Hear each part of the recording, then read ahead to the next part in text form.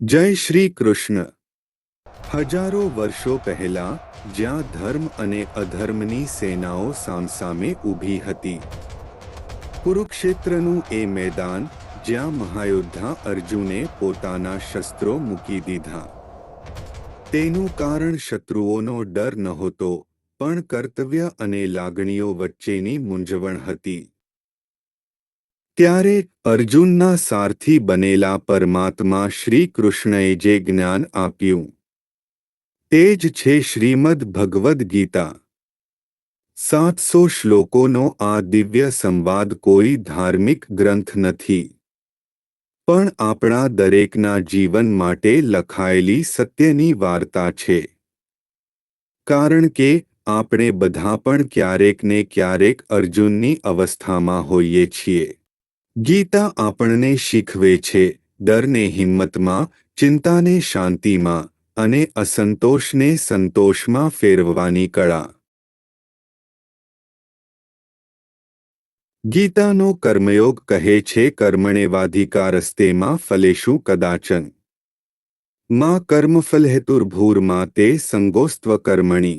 તમારો અધિકાર માત્ર શ્રેષ્ઠ કર્મ કરવામાં છે, તેના ફળ પર ક્યારેય નહીં। આપણે ફળની ચિંતામાં એટલા ડૂબી જઈએ છીએ કે કર્મ જ છોડી દઈએ છીએ। દોડધામ શા માટે? ગીતા કહે છે કે જીવનનો સાચો હેતુ માત્ર પૈસા કે પાવર નહીં, પણ પરમાત્મા સાથે જોડાવાનો છે। મય્યેવ મન આધત્સ્વ મયી બુદ્ધિ નિવેશ્ય નિવસિષ્યસી મય્યેવ અત ઉર્ધ્વમ ન સંશય। તું મારામાં જ મન સ્થિર કર અને મારી જ બુદ્ધિમાં પ્રવેશ કરા। આનાથી તું મારામાં જ નિવાસ કરીશ, તેમાં કોઈ સંશય નથી।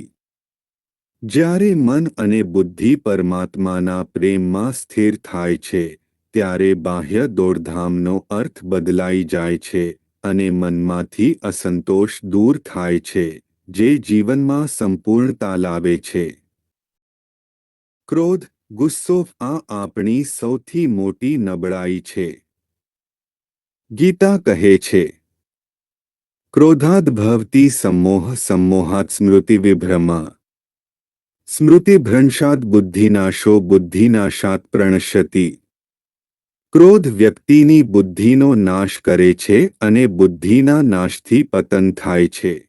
જો તમે તમારા આંતરિક અર્જુનને જગાડવા માંગો છો, જો તમે તમારા જીવનને આ સાચા જ્ઞાનના પ્રકાશથી ભરી દેવા માંગો છો, તો હમણાં જ કૃષ્ણા સેસ લાઈફ ચેનલને સબસ્ક્રાઇબ કરો અને નોટિફિકેશન ઓન કરી દો। કૃષ્ણ સદા સહાયતે।